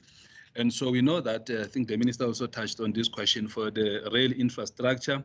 We are having constructive and productive discussions with Transnet around railway network for mining companies. And so that conversation has started now. I'm sure we will be able to provide feedback at the right time. But we know that you need to have sufficient capital to realize this part of the work. We know also that some of the projects, they need to get off the ground. Now you need to have rail infrastructure for that to happen. But we'll make sure that there is work that is being done, but it is not the mandate of the department. It is Transnet that is responsible. We can only raise it as one of the areas that Transnet would need to focus at, but it is not within our control as a department. I think those are the questions that the Minister has reallocated to us to respond to. Thank you very much, Honorable Chair. Thanks, Honorable. Thanks, DG. Thanks, DG. Members, do you have any follow-up? Members? It means you don't have, ne? Honorable members, are you fine? Chairperson, can I just say that some of the answers, and there was the disturbance in the network, so we couldn't hear some of the answers. But what I want to suggest that we send maybe those questions, and that questions can also be in writing for us as a committee. Thanks, Chair. Chairperson, it's Honorable Abaskaghi. Yes, Kathy. Honorable Kathy. Yes, the Minister answered the question on the COVID and if they are busy with reprioritizing and so on. And then the Minister said, no, the budget is the budget, but they're busy with a program. Now, is it possible for the Minister to give us more detail on what that is? It a different program, or is it something of a combination of the existing programs, or what is it? What does it mean?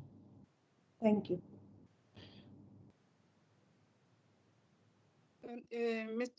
Advocate. Thank you very much, Honorable Chair. I think, Chair, we have highlighted, even the Minister has touched on this question quite extensively, that it's still a work in progress. Here we are presenting what ordinarily we were required to come and present to the honorable members. Now, we'll come back at the right time when we are afforded with an opportunity to present the revised budget based on what would have been reprioritized and budgeted for. I think that's how we can deal with this question for now. Thank you very much, Chair. Thanks, DG. Chairperson. Honorable Minister. That will include details of our strategy to respond to the impact of COVID-19. Yes, Honorable So Minister. because we must work on that, we're going to respond to that. What do we do to reignite the economy, to grow the economy? That is work in progress. Thanks, Honorable Minister. I think, members, you are fine, eh? Now, Minister and your department, DG. My hand is up. Mlindi Nana. Oh, Nana. Yes, I'm sorry, Chair. I'm sorry for interrupting you. And Okay. apologies again for joining the meeting late. I had an overlapping meeting. And I'm pleased that the minister did touch on the nuclear issue, because it is a question I raised with public enterprises earlier this week, if you will recall, Chair. Yes. Yeah, I do take the response from the minister and the department. But what I want to check, Chairperson, is I want to believe that the fifth administration did some work insofar as talking to leading nations in the nuclear space. Now, from what the gentleman said a few minutes ago, before the minister could cut him short, he somewhat suggested that they are yet to go. DG, we can see you, don't laugh. We can see you, DG. So he somewhat suggested that they are going out to ask for, all these big English words, proposal, request for proposal, and all of that. Now, I want to check if the fifth administration did some work in this regard. Aren't we reinventing the wheel and delaying the process? If the fifth administration had approached your France, your Russia, your America, you name them, why do you go to that exercise again? Is it because, as the sixth administration and probably yourself, Minister, you were unhappy or not so pleased with what really came out of those engagements with these other countries? Thanks, Chair. No, thanks, Honorable Nana. DG, are you in the position to answer? DG, God need that. Itate Minister. You see, yes, like a team, because Zamwana and Bambu. When's the presentation, man? Okay. You must remember that IRP is a legal document. It's a policy framework. It has just been promulgated, and that is the IRP that we're implementing, not the IRP of the fifth administration. And if you see the difference, you'll notice that in the fifth administration, in the previous IRP, nuclear was given 9,600 megawatts. That is what Honorable Member Nana is talking about. In this one, we've allocated 2,500, and we're very specific on modular provision, because we must get nuclear at a pace and rate that the country can afford. So that is what we're busy with. So we're not just reinventing the wheel, but Mbambo can fill up on that. No, Minister, he says that you have covered the question very well. He's okay. Thank you very much, Minister. Okay. No, thanks, Honorable Minister.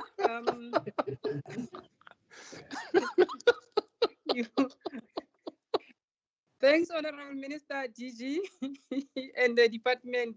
Members, I agree you are okay.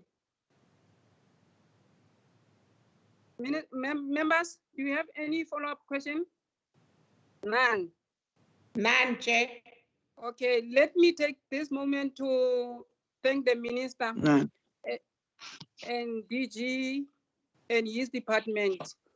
And your presentation, Minister, if I can, I'm not mentioning this, I'll be doing injustice, because your presentation, Minister, it has a lot of achievement that we should say say the department have achieved a lot. I mean, last year, if you recall, DG, the committee was fighting about the issues of mining health. It shows this time that your inspectors are doing very well, because the accident and the fatals in the mining are reduced. It is an achievement. It is an achievement. Gazetting, regulating the municipality to buy their own electricity, it is an achievement. Previously, we knew that the electricity, it was only for the bourgeoisie, not for the poorest of the poor. Nowadays, we can see that the poorest of the poor are able to receive the electricity. Also, the connection of the electricity in the household, in the whole country, it is an achievement, Minister. You must say it. And supporting SMME, it is an achievement.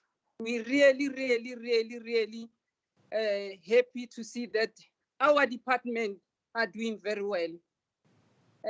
Appointing board in SOEs to normalize governance, it is an achievement, Minister and DG. Really, we are very glad to see that. Aligning SLP with the IDP, it shows that intergovernmental relations is working in our government. That's why I'm saying your presentation is full of, there are many, I cannot mention them, but there are many. We are really glad this time. We are saying just go back to your department and implement your plans. Although the COVID is there, Chairperson, where are you now? You're achieving your target. Hope because of the minister and DG, they have knowledge and experience in mining. They will make sure that this department achieve their goals. Thank you very much, Honorable Minister. With your department and your department, you are released. Honorable members, you must remain. Thank you, Minister. Honorable Chair. Thank you, Minister, and your department. Thank you very much. Bye-bye. Bye-bye, Nonge. Bye-bye. Bye-bye. Bye-bye. Bye-bye, Chair. No, members, you must remain. Chair of chairs. I'm talking about chair of chairs. Yes. Yes. Okay. Honorable members, without wasting any time, I put before the committee the minutes for the joint meeting on the 5th of May for approval.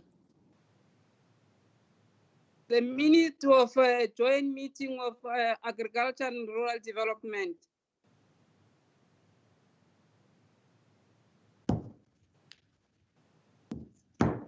Chairperson. Hello, Honorable Enel. Yes, Chairperson, I move for the adoption of the minutes. And I second, Chairperson. Honorable Mative, second. Honorable Arnold, approved. Honorable Chairperson, this is Honorable Laviskachny. I want to raise another point, please.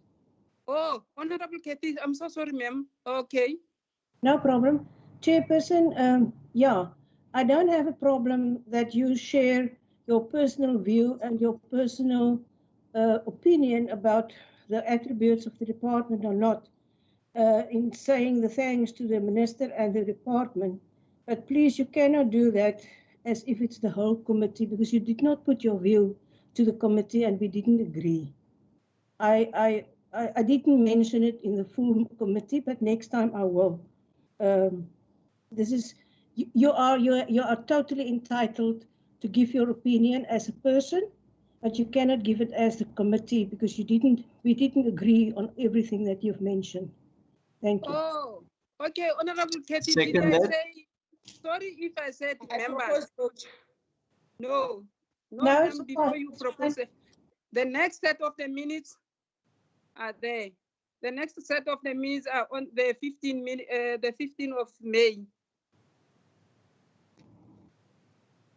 The set of the minutes on the 15th of May, the environmental minutes.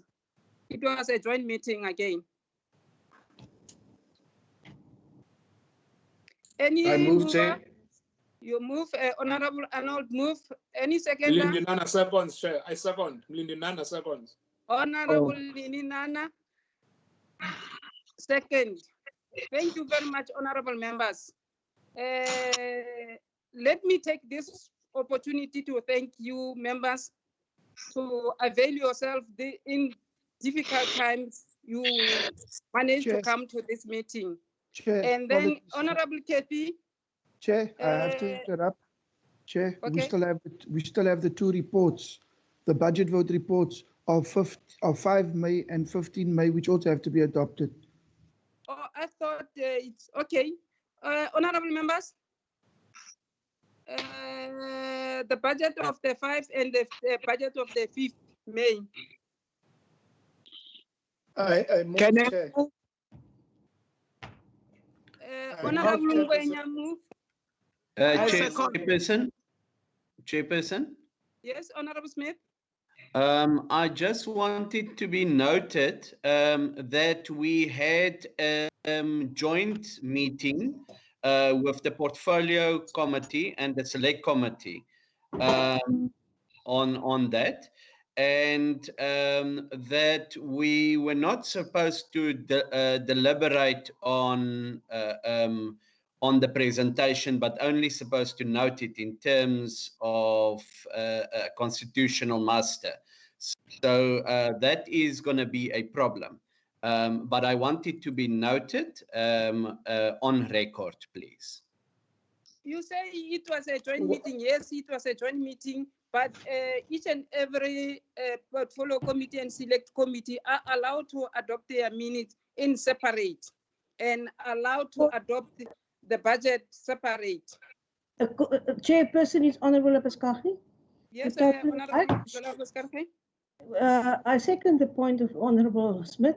You're absolutely correct to say that we are allowed to adopt the budget separately, but there is no rule making provision for adopting a report that has been jointly done separately.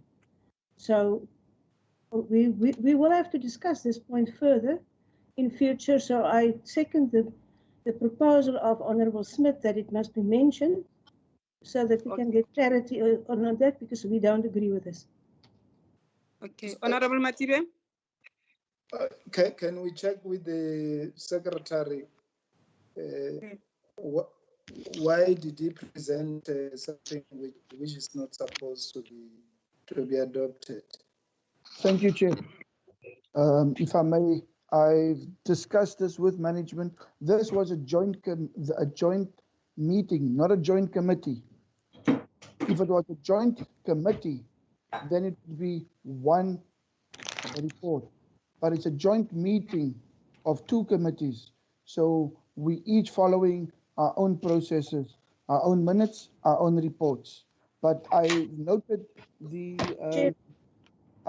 what Mr. Smith and Ms. Labuskaghni has said, and I will send it to the NCOP table staff for a written response. Thank you. Chairperson, this will be my last input on that. I accept the proposal of the Secretary. Can you just include the motivation for that? And this is the reason. According to the amended Money Bills and Related Matters Bill, or Act, not a bill, Act, of 2018, clearly stated that the portfolio committees has the right to propose amendments to the budget so that can be sent and taken to the department and the minister for consideration in the adjustment budget. That was a new amendment in the money bill that hasn't been there before. But according to that bill, nothing has been mentioned about the select committees. So we don't have the same focus in these meetings. And if you will recall, that was the reason that I right from the beginning said we should not even have combined meetings. So that is the basis of it, and we need an opinion. And maybe it will be good for the table staff to look at this because we will have to sort this out in future. Thank you. Chair, may I also say that because these budget vote debates were earmarked for debate in the NCOP, in the House of the NCOP, the committee has to publish a report which has to be presented before the House for a debate, which is why we prepared a report so the committee could go to the House and say, this is our report for debate and discussion. And in the report, we've only taken issues raised by the NCOP members of a provincial context. Okay. Thank you, Chair. No, thanks, Aska. And like you said that you are going to give back to the management. It's okay. Yeah. We just need to adopt the as report. Aska explained, it was a joint meeting, but the debate and adoption of the budget, adoption of the minutes and report, it's separate because already National Assembly they have adopted their budget. Their minutes. They have adopted their report. So it was only us when we did not adopted it. But your point is noted, Honorable Labuskarti. It is noted. Thank you, Chair. I'm not going to go into detail because it's becoming more and more confusing. I'll rest with what I've said. Yes, thanks, ma'am. Okay. Honorable Matibe, do you want to say something? No, I'm covered. I'm covered by the committee secretary. That so can we then get a proposal second on the two reports, Chair? Honorable Chair. Yes. I will not be supporting that we adopt those reports now until we've got clarity on the legality of this process. And if we're going to continue, I will be excusing myself from this committee meeting. No, you're welcome, Honorable Smith. And any support? Support? Honorable Chair. Yes. Chair. Yes. We have moved and seconded the proposal, and we have noted the input as put by Honorable Smith. And I don't see any problem. It's an input that is putting forward to say he has got a concern that needs to be addressed to the table. So we have seconded already. Okay, thanks, Honorable Matibe. Both a set of minutes and set of reports are adopted. Thank you very much. We haven't adopted the reports. I need a proposal second for 5 and for 15. Chairperson, before we adopt the report, I just want my that I don't want to give my adoption or my support to this report. The same as Honorable Smith. Thank you. It's noted. Can you also note the person? Excuse me? Can you also note my